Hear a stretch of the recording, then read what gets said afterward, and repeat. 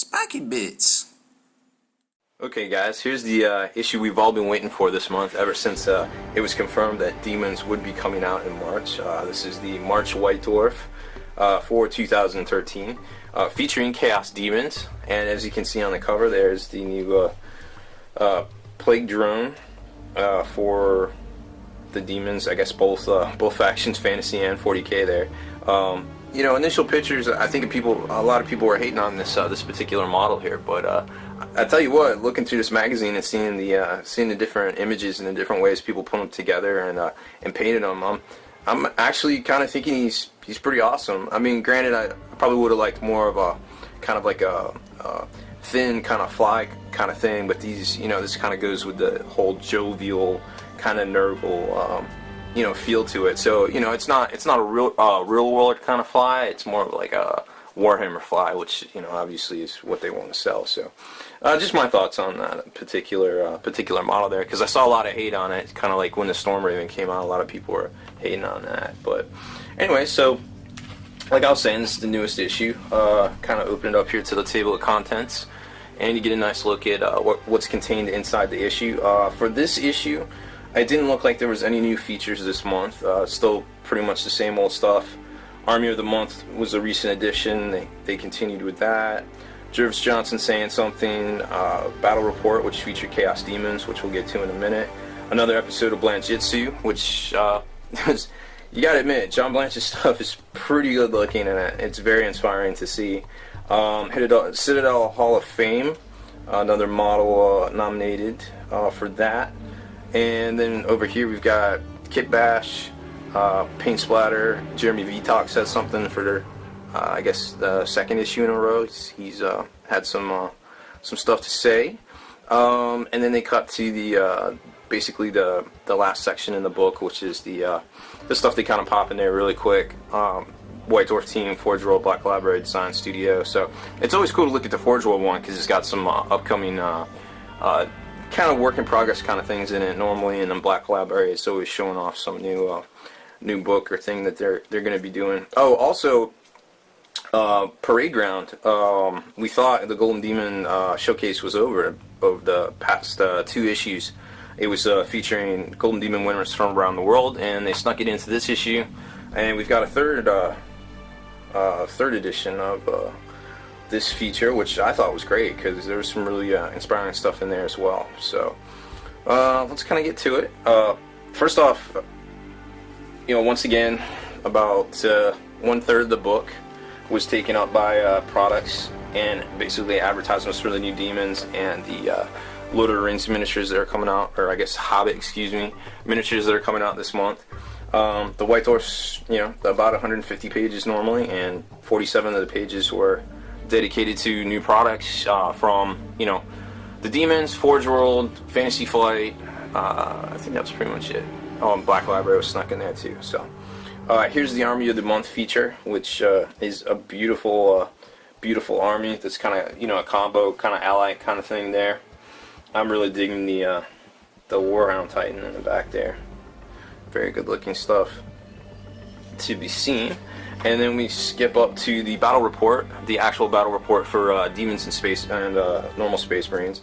This is where I was actually able to glean some confirmations for special rules and things for the Demon rules, which was pretty neat. They used these Warhammer Forged Toads for Beast of Nurgle, which I thought was kind of interesting because the Beast of Nurgle I thought was on a 40 mil base, and these guys are definitely on like a 60 mil. So I'm not sure if that's a change in the new book or not, but that was kind of interesting to see there. So that takes up quite a bit of the, I guess about 10 pages or so, because they do that commentary at the end now, which I think is pretty neat, where they have a couple different outsiders come in and offer their suggestions and critiquing the game overall. And of course, Phil Kelly, the writer of the Codex. Now we have another Codex for the cult of Kelly, so to speak. Gave his ideas about kind of how he thought the game would be going, and apparently he favors using the plague drones and the Beast of Nurgle to kind of run up in the face of the enemy and bog them down while the rest of the stuff kind of catches up. which is definitely a valid tactic. It looks like the plague drones are jetpack cavalry, which is very interesting. So technically that means they can be transported inside of vehicles because they're an infantry model. I think they have a very bulky special rule too, just kind of peeking around at some of the stuff that was in here. So just food for thought there. There's the blend jitsu I was talking about. Very good looking models, always inspiring. Then we cut to the newest nomination for the Citadel Hall of Fame, and you gotta admit, Urin Raykarth this model is pretty dope. If you compare, I mean, you really can't compare many models to that. So I fully endorse that. I fully endorse that nomination there because he's an awesome model, and even though he isn't, you know, he's only been around for a couple of years. I guess you don't really want to be nominating as much old stuff anymore, but you know, still, I think it's a good choice there, definitely. Kit Bash was another one of the returning features this month, and kind of interesting stuff there. Always fun to look at. Very inspiring, very inspiring. Battleground was more armies on parade for both Warhammer Fantasy and 40k as well in England there. And then we cut to, I wanted to show you this one. That was very inspiring Imperial Fist army. I definitely like the work he did here and this custom terrain kind of piece he did, which it looks like he just kind of rearranged some the Fortress of Redemption and then put down the paneling from a bunch of kits in there just to kind of make the area, just to kind of open it up, which I thought was pretty neat. Hadn't seen that configuration before. Paint Splatter this month was, of course, all about basically demons, and then they cut into some Lord of the Rings stuff. I thought it was interesting for the first time. They, you know, these are the heavy metal team painted ones. So they didn't really get into like, hey, you can paint, you know, like we expect you to be able to paint like, you know, the heavy metal team. But you know, they kind of gave some suggestions as to how they did it with the basic colors, which I thought was nice. I mean, we can't all paint to that standard, but it's nice to see kind of some tips on how they do it. And then the normal stuff, you know, that isn't the heavy metal stuff. They just kind of get into, you know, the normal format of, you know, this paint with a wash brush and then this with a layer brush and yada yada. So kind of some cool stuff there. So that was a very cool feature there. After that, it's just like the store listings, store locator, Jeremy Vitox's column. And then we get to the this month in White Dwarf, which is followed by the Forge World, the Black Library, and a couple other previews, which is generally worth reading just because they have some good-looking stuff in there that probably is either on the way or, you know, also inspiring as well. Of course, the Forge World one had where is it? Oh, some incredible artwork that's probably going to be in the Chaos book there. Forge World had some stuff, some sneak peek work in progress stuff. Some of the Mechanicus models that are on the way. Some pretty good looking Warhammer Forge items, and then another Warhammer board that's probably on the way. So cool stuff overall. And then the back covered the new Clam Pack plastic Herald of Nurgle model, which is kind of borrows from Aliens there. Little chest burster tongue kind of thing. So now let's talk about demons. I was able to glean some stuff from the battle report, and you know, you see the stuff online, you see all these rumors, and you're like, that sounds stupid, I don't believe that or whatever. So it's nice to get some confirmations of a few things here and there in the actual battle report. What it seems like, first of all, is instability is back. It didn't exactly explain how it worked, but it is in there.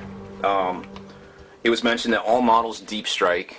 All Chaos models have the Deep Strike special rule. However, they do not have to use it. Demonic Assault is obviously gone. So you can choose to Deep Strike some stuff in or start some stuff on the table per, you know, a normal deployment setup as every other army. Something else I noticed was Plague Bearers don't seem to get auto feel no pain anymore. It's kind of a characteristic that you have to splash in with a Herald to the squad in order to give it to them. But I think they have some sort of other bonus because in the battle report they were in cover and they're very hard to dislodge, which I find kind of hard to believe if they don't have some other resiliency. Heralds, I guess, get some sort of demonic rewards, which I guess is them getting rid of demonic gifts. So demonic rewards, perhaps. It's all rolled randomly, which is the chaotic nature of the book. So that's kind of interesting there.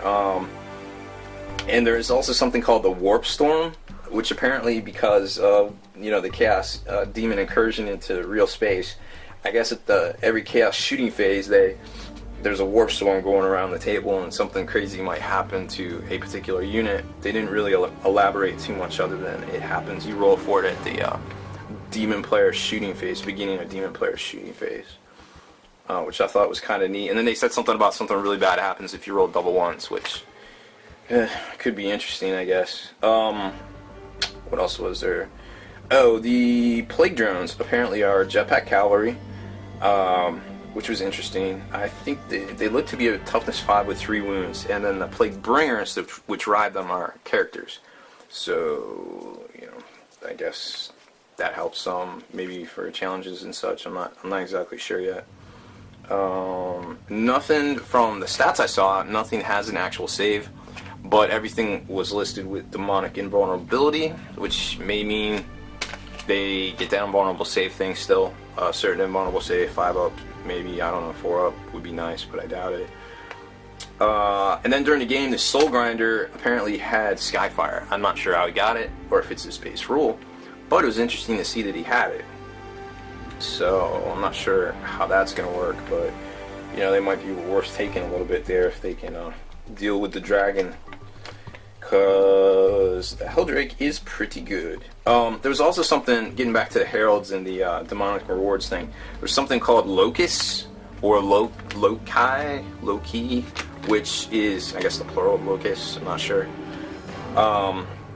Which is something, an ability or something that the Heralds can take, which confers to the squad, in which case, I guess in the example in the battle report was the Herald had something that gave the Plague Bearers Feel No Pain, which was described. So I'm not exactly sure how this is supposed to work. I heard there was another one that was, what was it, Feel No Pain, or not Feel No Pain, Furious Charge as well, but I forget, it was just a generalization. So Phil Kelly also mentioned in this book, in this issue, that greater demons are going to have a bigger role, and they're like super good, apparently. They're said to have a stat line that embarrasses a greater demon, and he made a reference to the Slanesh, Keeper's Secrets, that apparently can get a second turn assault off with like a ridiculous amount of attacks, and of course, being a monstrous creature would basically, fly through armor. So that was an interesting remark to see, because you don't see people